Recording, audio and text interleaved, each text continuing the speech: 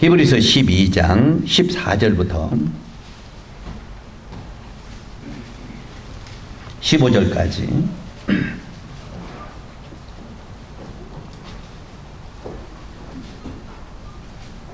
찾으셨습니까? 자, 같이 한번 읽도록 하겠습니다.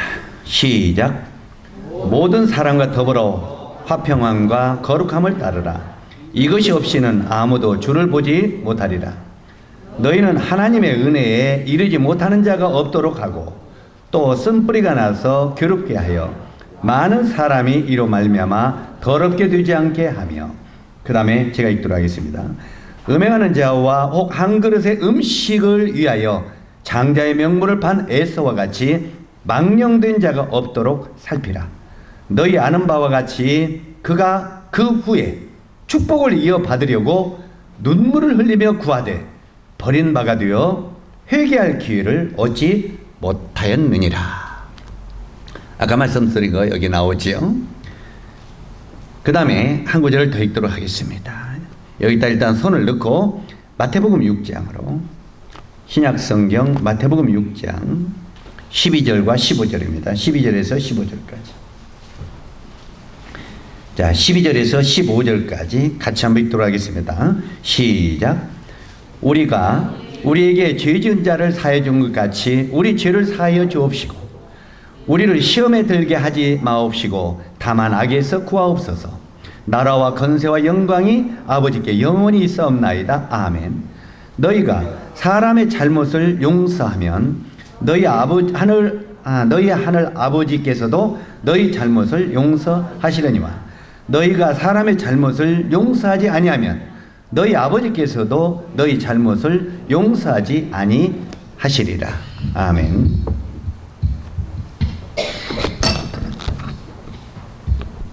오늘 말씀의 제목은 상처가 있는 곳에 용서를, 이런 제목으로 말씀을 드리도록 하겠습니다. 한번 따라서 하세요. 상처가 있는 곳에 용서를. 이런 제목으로 교제를 오늘 나누도록 하겠는데요. 오늘날 이 마지막 시대를 살아가면서 참 사람들은 그 인간관계가 굉장히 복잡해지고 있습니다.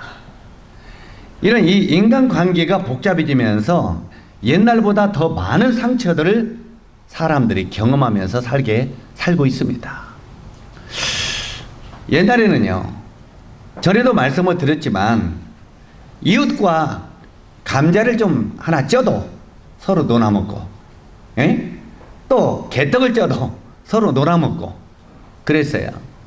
제가 저희 집에 어렸을 때도 보면은 어머님이 개떡이나 감자를 찌면요, 이제 이만큼 찌잖아요. 그러면 이만한 그릇에다가 완성아, 제가 막둥이가 심부름꾼이죠. 요거 개떡이네 집에 갖다 줘라. 갔다 오면 또 이건 소떡이네 집에 갖다 줘라. 계속 갖다 줘라, 갖다 줘라. 그래, 갖다 주고 자꾸 그 남은 것만 보지요. 갖다 주고 와서 남은 거, 자꾸 남은 게 없어져요. 그럼 마음에 저 우리 거는 나먹을 건 남겼나? 하고 자꾸 갖다 주죠. 그럼 나중에 남겨놓은 건 조금뿐이 안 남겨, 얼마 안 남아요. 그러냐, 그럼 가지고 좀 배불리 먹었으면 좋겠는데 하나씩 딸랑 주죠. 그럼 마음 가운데 참 제가 어렸을 때부터 얼마나 욕심이 많았는지, 저걸 이 개똥이 소떡이네 집에 안 갖다 줬으면 내가 두세 개는 먹을 텐데 다 갖다 주니까 하나뿐이 안 돌아와. 그런 마음에 쓴뿌리가 와요, 안 와요? 이웃 사람들이 안 좋은 쓴뿌리가. 그런데 나중에 보면 이웃 사람들도 그걸 하면 갖고 와요, 안 갖고 와요? 가지고 오죠. 그래갖고 상부상조 나눠먹죠. 참 이렇게 하면서 인심이 좋고 서로 위로하고 이런 마음들이 되는데, 오늘날은요, 옛날보다는 훨씬 잘 사는 시대 맞습니까? 아닙니까? 잘 사는 시대입니다. 그런데도 이웃집에 이 아파트 문화가 생겨가지고, 이 아파트 문화가 벌집 문화예요. 벌집. 이 벌집이 똑같은 집을 탁탁탁탁 짓잖아요. 아파트가 벌집이요, 똑같이. 그런데 옆집에도 문을 딱 달아놓고 누가 와서 두드려도 열어줘요, 안 열어줘요? 나 우리 집사람이 아무나 와서 두드리면 열어주지 마요. 열어주지 말래. 그러니까 문을 딱 닫아놓으면은, 이 벌집을 문을 닫아놓으면은 다른 분이 들을 수가 없어요. 그러니까 놀아먹고 정말 서로 나누는 이런 문화는 이미 우리 주변에 완전히 살아버린 정말 이렇게 사람들은 이렇게 사랑이 사라져버리면서 또 거기서 안 만나니까 잘 안 만나니까 자기만 또 좋아야 되잖아요. 그런데도 상처들은 더 많이 받고 사는 그런 시대가 오늘날 시대라는 말입니다. 사실 이 인생을 오래 살면은 우리 뭐가 많이 늘어납니까? 인생을 오래 살면 잔주름이 많이 늘어나죠. 이 인생을 오래 살다 보면 잔주름이 많이 늘어나는 것처럼 오래 살수록 사람들은 상처도 많아집니다. 그리고 이 상처도 많아질 뿐만 아니라 이 상처들이 마음에 깊이 박혀 간다는 것입니다. 우리가 조금 전에 히브리서의 말씀을 읽었는데 이 히브리서 12장 14절로 15절을 읽으면 거기에 이런 단어가 하나 등장합니다. 쓴뿌리가 너희 마음에 나면 뭐가 나요? 쓴뿌리. 여기 보면 쓴뿌리라는 단어가 등장하는데 이 쓴뿌리라는 말을 정확하게 표현을 해보면요 예리한 상처를 입은 이런 뜻입니다. 쓴뿌리. 한번 따라서 하세요. 예리한. 그 소리도 따라서 하기 힘들이. 따라하기 힘들으면 그냥 안 할게. 제가 하랍니다. 그냥 크게 그냥. 예리한 상처를 입은 이런 뜻입니다. 만약 우리가 얼굴에 상처를 입었다면 우리는 그 상처를 회복하려고 노력해요, 안 해요? 열심히 노력할 겁니다. 우리 아마 처녀들이 놀다가 아니면 우리 총각들이 놀다가 여기 상처가 이렇게 찢어졌어. 쭉 찢어졌어. 그러면 길거리 가면 이렇게 찢어진 거 가지고 여러분 그냥 그거 인생 살려고 하는 사람 있어요, 없어요? 있어요, 없어요? 만약에 신시르가 여기가 찌직 찢어졌다면은 이제 날마다 엄마 아빠 긁어서 형형소소를 하려고 애를 먹을 거예요. 그래 안 그래? 에? 자, 아니 나는 그냥 있는 대로 살 사람 손 들어봐요. 에이구, 할머니들도 마찬가지예요. 할머니들 나오면 요즘에 그 뭐냐 환대시인지 뭔지 그거 발라가지고 그거 이렇게 숨기려고 수술하면 돈이 많이 들으니까 숨기려고 우리는 거기에 상처를 가려보려고 애써요, 안 써요? 사람들이 그거 보고 흉볼까봐 막 어떻게든지 그 상처를 정말 이렇게 가려보려고 애를 씁니다. 그런데요, 이 외형적인 상처보다는 마음의 상처는 외적인 상처보다 상처가 더 깊은 흉터를 남기게 됩니다. 우리는 그걸 아셔야 돼요. 이 겉에 있는 상처보다 마음의 상처는 그것은 치료도 안 됩니다. 그건 굉장히 깊이 흉터를 남기는 것이 마음의 상처라는 것입니다. 우리가 때때로 이 부정적인 생각이 우리 마음속에 심어지면요, 우리 때때로 부정적인 생각 심어져 봤어요? 안 심어져 봤어요? 부정적인 생각이 내 마음의 속에 심어지면 우리는 거기에 나오는 것은 원망이 나옵니다. 원망이 나오고 그 다음에 미움이 나오고 그 다음에 세 번째 판단이 옵니다. 미움이 오면 그 다음부터 이제 판단이 오잖아요. 여러분 미워하는 사람 있는데 판단 안 하는 사람 있어요? 만약에 여러분 마음 가운데 누가 미움이 왔다면 계속 시간 날 때 그 사람 판단하게 될 겁니다. 이렇게 판단하는 마음이 이제 온다는 것입니다. 그리고 이 깊은 골짜기가 이제 마음속에 형성이 되는데 이런 마음속의 상처를 성경은 쓴뿌리가 났다고 말하고 있습니다. 이해가십니까? 이것을 쓴뿌리라고 말해요. 자, 이런 쓴뿌리가 우리 마음속에 자라게 될 때 거기서 찾아오는 건 병이 생긴다는 것입니다. 여러분 병이 그냥 생기는 게 아닙니다. 여러분 마음속에 쓴뿌리가 생기면 거기서 생기는 게 병입니다. 마음속에. 그래서 때때로는 우리가 세상 사람들이 뭐라고 말합니까? 아이고 저 아줌마 화병 났대. 이런 소리 들어봤어요? 안 들어봤어요? 화가 병으로 나타났대 그 말이에요. 그래서 이 마음속에 쓴뿌리가 생기게 되면은 이제 병이 생기고 그 다음에 악한 영향을 끼치게 되기 때문에 성경은 이 쓴뿌리를 너희는 경계하라 하고 사도 바울을 통해서 말하고 있습니다. 뭘 경계하라고요? 쓴뿌리. 그래서 오늘날 우리 형제 자매들이 우리 마음속에 쓴뿌리가 생기지 않도록 경계해야 됩니다. 쓴뿌리. 그 쓴뿌리는요, 잘 생겨요. 그렇기 때문에 특별히 경계를 해야 됩니다. 이 쓴뿌리는 세 가지 결과를 가져오게 됩니다. 이 쓴뿌리는 세 가지 결과를 가져오게 되는데, 첫째는 쓴뿌리는 우리 하나님 은혜에 이르지 못하게 한다고 말합니다. 다시 반복합니다.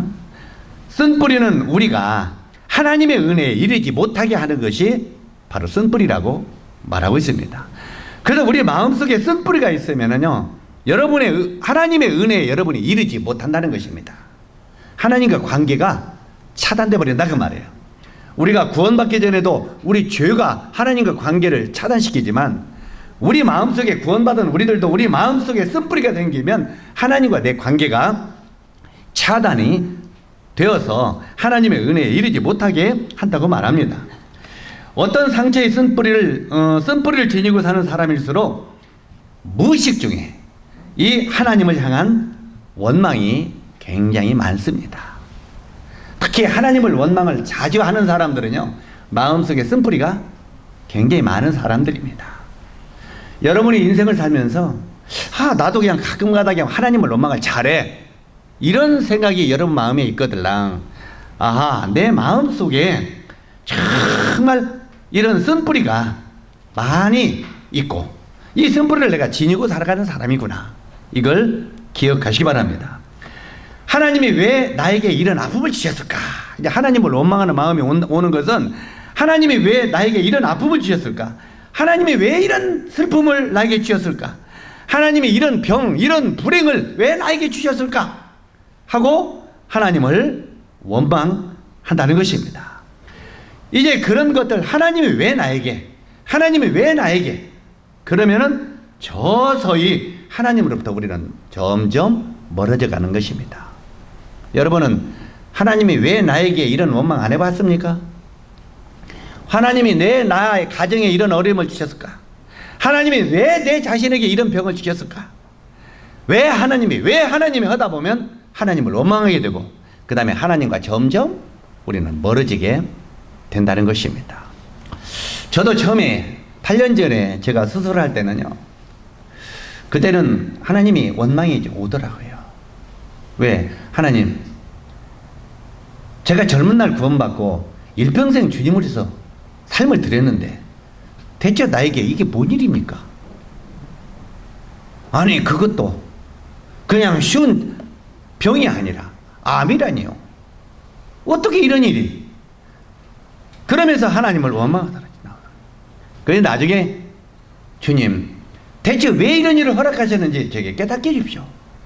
그랬더니 주님이 내 은혜가 내가 족하도다, 그러면서 사도 바울에게 한 그 말씀이 떠오르더라고요. 내 옆구리에 가시를 줌으로 말미암아 네가 그 지체의 중요성이 얼마나 귀한 건지를 항상 깨달으라. 그걸 깨닫고 나서 나중에 그걸 자세히 설명할 수는 없습니다만, 오히려 나에게 옆구리에 가시를 준 거에 대해서 하나님 앞에 감사를 드리게 됐습니다.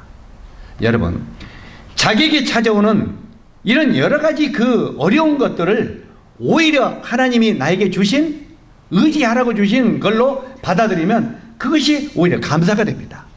그런데 그렇지 못하면 하나님을 원망하게 된다는 것이죠. 아마 우리 주님이 저 같은 사람은 교만해질까 봐 항상 네 옆구리에 가시를 보면서 네가 하나님의 배에 무릎 꿇고 엎드리라, 네가 아무것도 아닌 걸 깨달으라고 주님이 허락하신 것을 생각할 때 오히려 감사가 되었다는 말입니다. 실제로 이런 것들을 생각하지 아니하고 나에게 찾아온 아픔, 슬픔, 불행, 이런 걸 주신 것을 원망하게 되면 이제 우리는 하나님으로부터 점점 멀어진다는 것입니다. 이런 쓴뿌리를 제거하지 아니하면 영적인 성숙은 우리가 결코 기대할 수 없습니다. 반복합니다. 우리 형제 자매들에게 찾아오는 쓴뿌리를 우리가 제거하지 아니하면 우리는 결코 영적인 성숙은 기대할 수 없다고 하는 것입니다. 그 다음에 두 번째, 쓴뿌리는 우리에게 큰 손실을 입힌다고 말합니다. 히브리서 12장 15절 조금 전에 읽었던 말씀을 다시 반복해서 보면은 한번 따라서 하세요. 쓴뿌리가 나서 괴롭게 하고. 자, 이 원망의 쓴뿌리는 나의 삶의 저녁에 영육간의 괴로움을 안겨준다는 것입니다. 마음속에 어떤 원망, 어떤 미움, 시기, 불평 이런 것들이 있으면 영적인 눈이 맑아지지 못합니다. 이 영적인 눈이 맑아지지 못하고 육신의 건강도 좋지 않게 나타난다는 것입니다. 마음의 쓴뿌리를 치료해야 육신의 병도 치유된다고 성경은 말하고 있습니다. 우리 잠언 17장 22절에 보면은 거기에 이렇게 기록이 되어 있습니다. 마음의 즐거움은 양약이라도 심령의 근심은 뼈를 마르게 하느니라. 한번 따라서 하세요. 마음의 즐거움은 양약이라도 심령의 근심은 뼈를 마르게 하느니라. 여기 보니까 마음의 즐거움은 뭐라고요? 양약이라. 그래서 여러분 마음속에 쓴뿌리가 와도 이것을 빨리 극복하고 여러분은 정말 이 기쁨으로 살아갈 줄 알아야 됩니다. 실제로 이 마음의 즐거움은 약이 되기 때문에 그렇습니다. 항상 긍정적으로 사십시오. 따라서 하세요. 우리가 살 때 긍정적으로 살자. 근데 우리는 긍정적으로 살아가는 것보다 부정적으로 살아가는 게 많죠. 그래 안 그래요? 항상 왜 저럴까 이렇게 계속 부정적인 것들이 더 많죠. 그런데 긍정적으로 살아갈 때 즐거움이 온다는 거예요. 이 마음의 즐거움은 그것이 약이 된다는 거예요. 양약이라도 심령의 근심은 뼈를 마르게 하느니라. 그 다음에 잠언 18장 14절을 보면은 사람의 심령은 그 병을 능히 이기려니와 심령이 상하면 그것을 누가 일으키겠느냐 이렇게 말하고 있어요. 자, 뭐라고요? 사람의 심령은 그 병을 능히 이기게 한다는 거예요. 그러니까 내가 아무리 죽을 병이 걸렸어도 내 마음이 심령이 기쁘면 그 병을 이기게 된다는 거예요. 이해 가십니까? 그 여러분이 병이 들었을 때 얼굴 표정이 그냥 우아래로 그냥 그렇게 찌그러지고 살면은 그 사람 빨리 죽어요. 빨리 죽고 싶으면 이그러져서 사세요. 그냥 표정이 그냥 이러고 사세요. 그럼 빨리 죽어요. 빨리 죽고 싶은 사람 오늘부터 막 인상을 어디를 찍어 이렇게 사세요. 일주일도 못 사고 죽을 거예요. 빨리 죽고 싶으면 그렇게 사세요. 성경이 그렇게 말하고 있으니까. 사람의 심령은 그 병을 능히 이기려니와 그러나 마음의 즐거움으로 살면 그 병을 이긴다는 거예요. 다시 말해서 긍정적으로 능동적으로 살면 그 병을 이길 수 있다고 말하고 있습니다. 그러나 심령이 상하면 그것을 누가 일으키겠느냐, 누가 그 병을 낫게 하겠느냐 그 말이에요. 심령이 고달프고 막 인상이 찌그러지는데 어떻게 그 병이 나을 수 있겠느냐 그 말이에요. 그래서 우리가 하나님을 바라보고 긍정적으로 살아가야 된다고 말하고 있습니다. 그 다음에 세 번째, 쓴뿌리는 다른 사람들과 관계를 어렵게 한다고 말하고 있습니다. 다른 사람과 관계를 어렵게 한다. 히브리서 12장 15절에 보니까 사람이 이로 말미암아 더러움을 입을까 두려워하고 이렇게 되어 있습니다. 사람이 이로 말미암아 더러움을 입을까 두려워하고, 쓴뿌리는요 자신에게만 영향을 끼치는 것이 아니라 다른 사람에게까지도 영향을 끼친다는 것입니다. 이해가시죠? 그러므로 우리 마음속에 쓴뿌리를 제거하기 위해서는 용서하는 사람이 되어야 한다고 사도 바울은 말하고 있습니다. 자, 쓴뿌리를 제거하기 위해서는 어떤 사람이더라고요? 용서하는 사람이 되어야 한다는 것입니다. 그런데 그리스도인들이 용서해야 한다는 것을 우리는 다 알고 있습니까? 없습니까? 다 알고 있어요. 우리가 구원받은 그리스도인이라면 내가 용서해야 된다는 것을 다 알고 있으나 나에게 깊은 상처를 준 사람들을 용서하며 사는 것이 과연 가능하겠느냐 하는 것입니다. 과연 가능하겠느냐고요. 이것이 바로 성경이 우리들에게 던져준 질문입니다. 우리에게 지금 강하게 질문을 던지고 있습니다. 정말 너희가 용서해야 된다는 거 다 알고 있다. 그러나 나에게 깊은 상처를 준 사람을 용서하고 살아가는 것이 과연 가능하겠느냐 그 말이에요. 여러분 뭐라고 대답하겠습니까? 어떤 사람은 가능합니다 이렇게 말할 수 있고, 어떤 사람은 불가능합니다 이렇게 말할 수 있어요. 빨리 죽고 싶으면 불가능합니다 그래요. 오래 살고 싶으면 가능합니다 하시고요. 용서는요, 우리가 때때로 내 마음에 상처를 주는 사람은 용서가 안 되잖아요. 그런데 이 용서가 안 되는데 어떻게 용서하느냐, 우리가 그렇게 불만이 있고 반문할 수 있겠지만, 첫 번째 용서는 하나님의 명령이라는 걸 기억하시기 바랍니다. 따라서 하세요. 용서는 하나님의 명령이다. 명령입니다. 명령은 아니오가 없는 거예요. 예만 있을 따름입니다. 용서는 선택이 아니라 명령이라고 말하고 있습니다. 선택이 아닙니다. 내가 용서하고 싶으면 하고 안고 싶으면 안고 하는 선택이 아니라 하나님이 용서하라고 하는 명령이라는 것입니다. 이걸 우리가 기억하시 바랍니다. 그러므로 이 그리스도인들이 용서하는 것은 복종할 의무가 있다는 것입니다. 의무. 뭔 말인지 얘기하죠. 우리 아무리 군대 가기 싫어도 영장 나오면 가야 돼, 안 가야 돼요? 왜 가야 됩니까? 군대 가는 것은 남자들에게 의무입니다. 맞습니까? 마찬가지로 용서하는 것은 그리스도인들이 복종해야 될 의무라는 것입니다.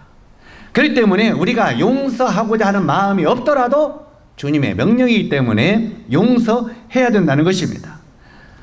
저도 제 자신을 보면서 지금 이렇게 말을 하지만 제 자신이 그런 생각을 했었습니다. 저도 그랬습니다만, 주님, 제 마음에는 용서가 안 되는데 어떻게 용서하는 척 할 수 있습니까? 저도 그런 질문을 주님 앞에 던졌어요. 수없이. 주님, 제가 제 마음에 용서가 안 되는데 어떻게 용서하는 척 할 수 있습니까? 저는 안 됩니다 그랬어요. 내가 만약에 내 마음에 용서가 안 되는데 용서하는 척 하는 것은 그건 내가 유선 아닙니까? 내 자신에게 그렇게 내 자신의 것을 하나님께 질문도 해봤습니다. 우리 형제자님들은 어떻습니까? 우리도 동일하지 않습니까? 내가 용서하는데 어떻게 용서하는 척 할 수 있습니까? 이건 위선자 아닙니까? 이렇게 우리가 말할 수 있다는 것입니다. 그런데 이것은 용서는 하나님의 명령이라고 하는 것이 어떤 것인지 한번 생각해 봅시다. 우리는 아침에 잠을 자고 아침에 일어납니다. 그러죠? 그런데 제가요 필리핀에 갔다 와서 비행기 타고 여기 오면서도 잠을 못 잤죠. 그냥 어떻게 그냥 잔뜩 마는데 그냥 깼다 하다 보니까 눈이 빨갛게 됐죠. 또 여기서도 계속 내려오는데 차가 얼마나 지난 금요일날 물리는지 2배 시간이 걸려서 내려왔죠. 그러니까 육신적으로 굉장히 피곤했던가 봐요. 그래가지고 집에 들어가던 걸로 씻고 그냥 누웠는데 우리 집사람이 그래요. 딱 1분도 안 돼서 집이 떠나러 가더래요. 완전히 뒤져버리더래요. 그런데 이제나 끝일까 저제가 끝이니까 밤새도록 끝이지 않더래요. 그러더니 제가 오후 5시인가 4시인가 5시인가부터 눈을 감았는데 아침 7시에 눈을 떴습니다. 제가 그렇게 하루에 4시간 정도 자면 되는 사람인데 그렇게 오래 잔 건 처음이에요. 그런데 우리가 실제로 우리 그 일요일 날도 내가 이제 오늘 나올 때 우리 한나가요. 제가 일주일 동안 피곤하니까 항상 이제 집에서 토요일 날 와서 자는데 자면 아침에 제가 일찍 일어난다고 한번 깼다면 제가 혼나요. 깼다고 그냥 피곤한지 놔도. 그래 너 아들 예배를 드리든지 말든지 네가 알아서 해라. 그런데도 나오면서 불안하죠. 이게 늦잠 자고 진짜 예배도 안 참석할까? 그러면 저는 나오면서 하면서 문을 열었다 닫았다 꿍깡 합니다. 뭐라면 나 지금 애비 교회 간다잉. 너도 있는 척 해가지고 긴경을 써라잉. 너 그대로 자면은 이제 늦잠 잔다잉. 이제 이거 암호를 보내는 거죠. 암호를 보내고 나옵니다. 그러면 또 지금 엄마는 또 애들 또 깨게 또 그렇게 꾹깍 한다고 일부러 하는데 그런데 실제로 여기서 지금 제가 하고자 하는 말은 뭐 말이냐면 아침에 잠자리에서 우리가 일어나고 싶은 느낌이 없을 수 있습니다. 더 자고 싶은 느낌이 올 수 있어요. 주일날 예배 안 드리고 깊이 하루 종일 잠자는 사람은 그 사람은 문제가 있는 사람이에요. 에? 그 사람은 구원에부터 먼저 관심을 좀 진단도 해봐요. 나 구원 받았는가? 왜 그러냐면 내가 아침에 잠자리 일어나고 싶은 느낌이 없어도 일어나야 된다는 의지가 우리에게 있어요. 그래 안 그래요? 오늘 일요일날 주님 앞에 예배 드리러 가야 된다면 내가 지금 몸은 피곤해서 계속 자고 싶어요. 그래 안 그래요? 그런데 한쪽에서는 오늘 주님 앞에 예배 드리러 가야 돼. 일어나야 된다는 느낌이 있어요 없어요? 이 의지가 있어요. 바로 이 일어난다는 의지가 우리를 일으키는 것입니다. 지금 뭔 말인지 이해가십니까? 다시 반복할까요? 우리 모치님들 아직 뭐 알아들었어? 몸뚱아리는 지금 피곤해서 더 자고 싶은 마음이 있다는 말이에요. 그러나 오늘 주님 앞에 예배 드린다는, 실제로 예배 드린다는 의지가 우리를 거기서 일으킨다는 말이에요. 그러면은 아이고 더 자고 싶은데 일어나야겠다. 일어나야 안 일어나요? 그러면 몸뚱아리는 더 자고 싶은데 일어나야 되는 의지가 나를 일으켰어요 안 일으켰어요? 일으켰어요. 실제로 이 일으키는 것입니다. 마음에는 없어도 성경은 말씀에 순종하라고 하는 것입니다. 이 말이 무슨 말이냐면 너희가 마음에는 용서하고 싶은 마음이 없어도 이것은 주님의 명령이니까 용서하라 이 말이요. 이해 가십니까? 그러니까 아이고 내가 일나고 싶은 느낌이 없으니까 자야지. 그러면 예배 끝나는 거예요. 그죠? 실제로 더 자고 싶은 마음이 있어도 예배드린다는 그 의지가 나를 일으키는 것처럼 내가 정말 어떤 사람을 용서하고 싶은 마음이 없어도 주님이 용서라는 그 명령에 힘입어서 용서하라는 것입니다. 이걸 우리 형제 자님들이 이 정도 되면 이해할 수 있다고 생각합니다. 마음에는 없어도 말씀에 순종하는 것입니다. 그렇기 때문에 용서는 명령이라고 하는 것입니다. 우리는 이 명령에 내가 기분이 좋다고 이것을 용서하고 기분이 안 좋으니까 안 하고 이게 아니고 내 마음에 용서하고 싶은 마음과 느낌이 없어도 주님의 명령이기 때문에 너희는 용서하라 하는 그 말입니다. 그러면 우리는 어떻게 해야 됩니까? 주님의 명령에 복종해서 용서를 하면 그 다음에 용서가 된다는 것입니다. 이해 가시죠? 일어나면 일어나지는 것처럼 우리가 실제로 이런 것들이 내 마음속에 많이 느끼게 되는데, 두 번째는 용서의 진정한 의미는 기억을 안 한다는 것입니다. 우리 이 용서의 의미를 정말 오늘 확실히 좀 알았으면 좋겠어요. 우리 히브리서 8장 12절에 보니까 내가 저희 죄를 다시 기억지 아니하리라. 우리 주님이 우리 죄를 십자가에서 용서했어요 안 했어요? 용서했어요 안 했어요? 용서했습니다. 내가 너희 죄를 십자가에서 완전히 용서했다. 그리고 내가 너희 죄를 다시 기억지 아니하리라. 우리 주님이 우리 죄를 계속 기억하면 우리 천국에 갈 수 있어요 없어요? 못 갑니다. 주님이 오늘 용서했다고 내일 야 이놈아 너 어저께도 죄 짓잖아. 또 우리가 주님이 용서했다고 너 작년에 용서했잖아. 작년에 죄 쫄졌잖아. 우리 죄를 일평생 우리 주님이 들춰낸다면 우리는 하나님 앞에 더러워서 갈 수가 없습니다. 그런데 우리 주님은 십자가에서 우리 죄를 용서했다고 하고 우리 죄를 다시는 기억지 않는다고 성경에 말하고 있는 것입니다. 그런데 우리들은 나에게 상처를 준 사람이 나에게 힘들게 한 사람을 용서했다면 그 문제를 다시는 들먹이지 말라는 말입니다. 이게 용서된 거예요. 우리는 가끔가다 우리를 봐도요, 이 부부간에 굉장히 문제가 많아. 부부간에. 우리 모르겠어요. 이제 우리 앞에 있는 우리 최기동 형제님 좀 한번 써먹어야 되겠는데, 두 분이 부부가 싸웠어. 언제? 30년 전에. 그래가지고 이제 막 아주 엄청나게 싸웠어. 근데 이제 그 뒤에 우리 서로 이제 그거 이제 우리 서로 기억하지 말고 다 용서하고 끝났어. 이제 끝났으면 그거 기억해야 돼 안 해야 돼? 그런데 이제 어저께 다시 싸웠어. 다시 싸우면은 30년 전 거 나와요 안 나와요?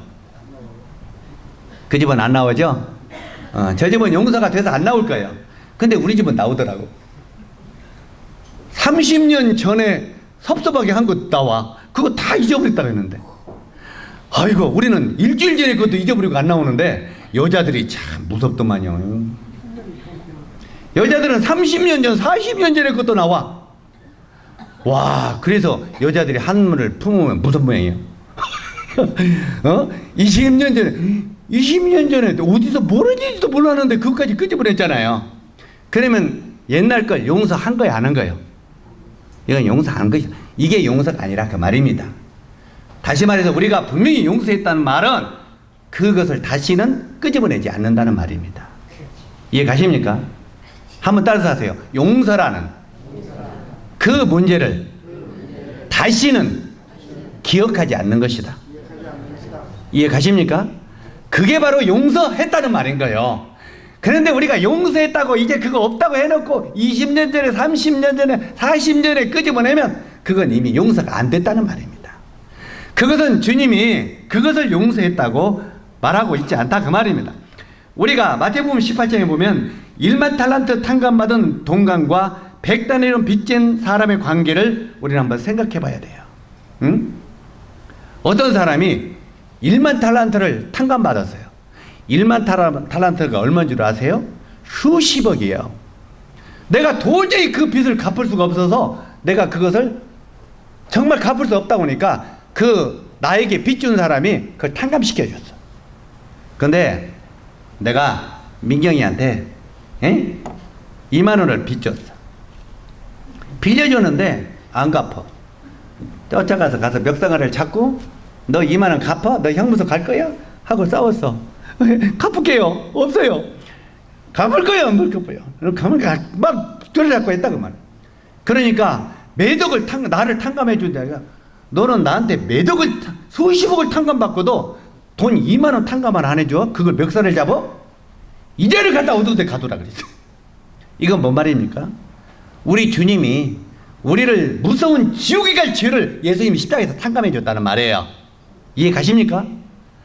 우리가 정말 지옥 갈 죄를 우리 주님이 십자가에서 탕감해 줬는데 우리들은 조그만 나한테 실수하고 잘못하고 나를 어렵게 하면 그것을 끝까지 용서하지 않냐는 이 사람을 한 대라는 빚진 동관을 비유하고 있다는 말이에요.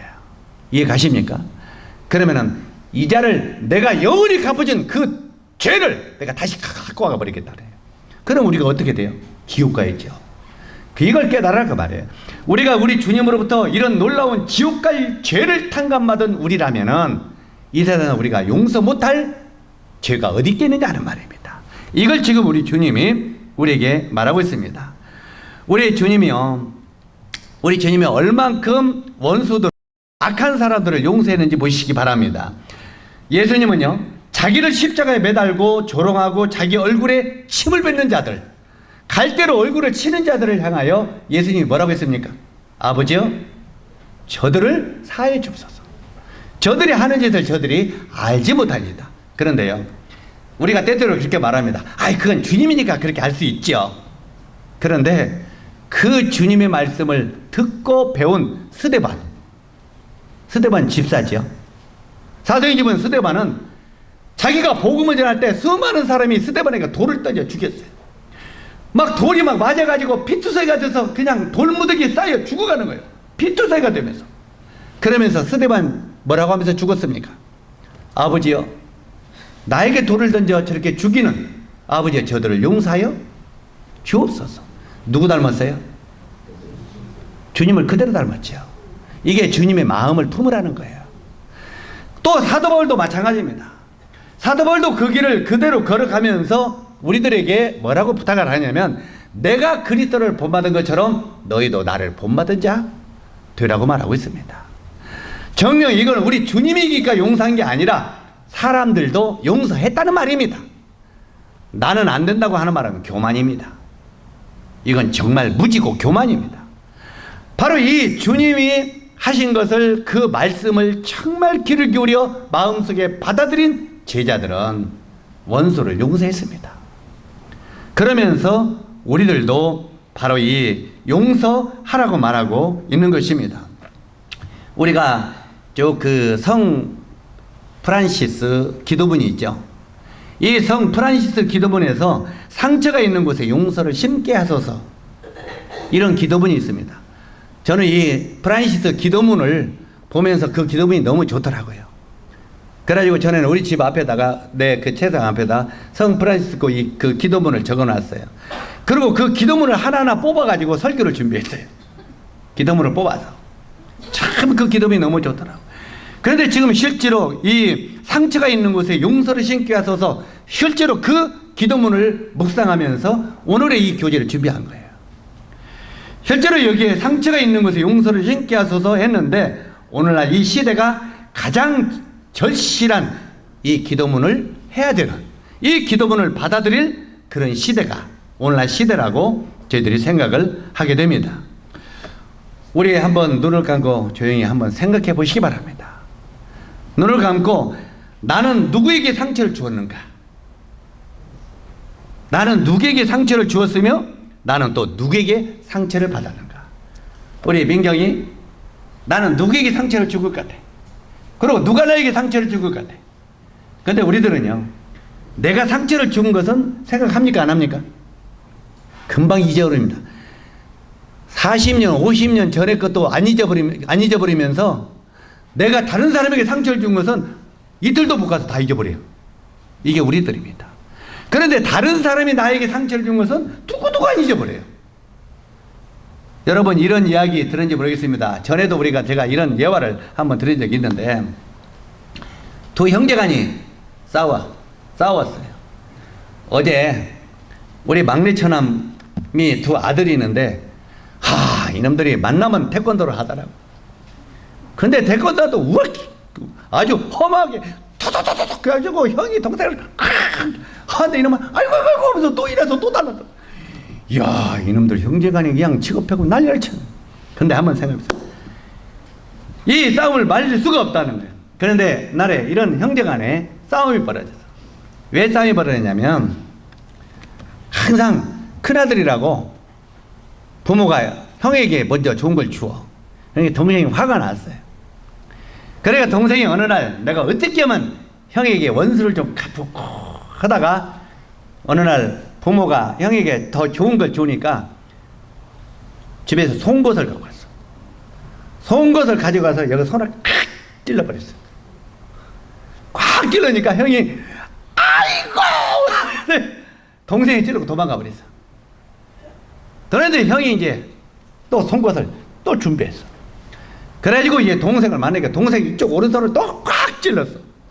그러니까 동생이 와 하고, 근데 형은 딱 찔러면서 너는 죽어 하면서 씩씩 하면서 그냥 참았어. 그러고 갖고 가자. 원수 갚을 일만 생각하고 있었어. 근데 동생을 형이 탁 찌르니까 동생은 하루 종일 형이 나를 찔렀다고 아파 죽겠다고 떠들고 다니는 거야. 응? 지금 뭔 말인지 이해가십니까?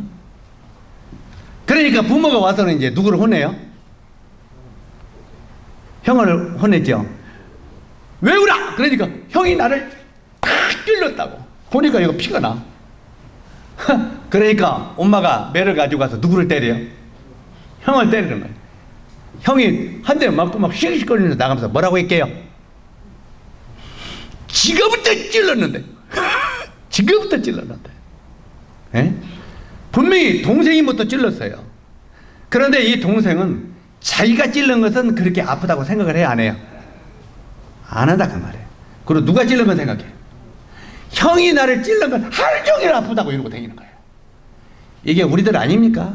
여러분은 형입니까? 동생입니까? 다른 사람이 나를 상처를 주고 나를 아프게 한 것들은 우리는 평생 잊지 않아요. 그러면 계속 저 자식이 저것이 나를 이렇게 했다고 화를 내면서 돌아다니고 원망하고 시비하면서, 그래 안 그래요? 그런데 내가 다른 사람을 상처하고 상처 주고 다른 사람을 힘들게 한 것은 우리는 기억도 않는다는 것입니다. 이게 바로 이 형제간의 성급 싸움을 보면서 우리는 한번 생각해 보자는 겁니다. 우리는 내가 다른 사람에게 상처를 준 것은 기억을 잘못하지만, 다른 사람이 나에게 상처를 준 것은 오래오래 기억하는 습성이 있습니다. 곧 이것은요, 나만 보호하려는 이기주의, 이런 생각입니다. 이기주의.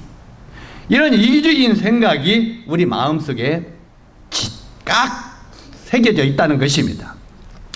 그러면 우리는 이렇게 고백해야 됩니다. 주님, 내가 남에게 상처 준 것을 용서하시고 내가 받은 깊은 상처 때문에 그를 향한 분노가 삭혀지지 않더라도 그를 용서하게 하소서. 이렇게 기도해야 됩니다. 다시 반복합니다. 주님, 내가 남에게 상처를 준 것을 용서하시고, 우리 형제 자매 여러분, 절대 다른 사람이 나에게 상처 준 걸 내가 용서하는 마음을 주십시오. 이렇게 먼저 기도하지 마십시오. 내가 다른 사람을 상처 준 것을 용서하여 주십시오. 이걸 먼저 기도하십시오. 자기 자신을 먼저 돌아볼 줄 아는 사람이 되어야 됩니다. 내가 다른 사람에게 상처 준 것을 용서하시고, 그 다음에 다른 사람이 나에게 깊은 상처를 줌으로 말미암아 내가 그를 향한 분노가 식혀지지 않더라도 내가 그를 용서하게 해주소서. 이렇게 기도하십시오. 바로 이렇게 용서하라고 하는 것은 주님의 명령이기 때문에 제가 순종하고 싶습니다. 또 그렇게 기도하십시오. 내가 정녕 상대방을 용서하고 싶은 마음이 없을지라도 용서하라는 것은 우리 주님의 명령이기 때문에 제가 명령에 복종하게, 순종하게 도와주십시오. 그렇게 기도하시기 바랍니다. 무슨 말인지 이해가십니까? 그렇다면 우리 형제 자매들의 마음은, 심령이 평강을 얻게 될 것입니다. 다시 말하면 그리스도의 평강이 우리 마음을 주장하게 될 것입니다. 어떤 평강이요? 네, 그리스도의 평강이 우리 마음을 주장하게 될 것입니다. 저는 우리 형제 자매들이 바로 이 용서하는, 크고 작은 모든 문제가 우리 삶 속에 있을지라도 용서하는 형제 자매들이 되어서 그리스도의 평강으로 남은 생애를 사는 승리의 그리스도인이 되기를 주님의 이름으로 축원합니다.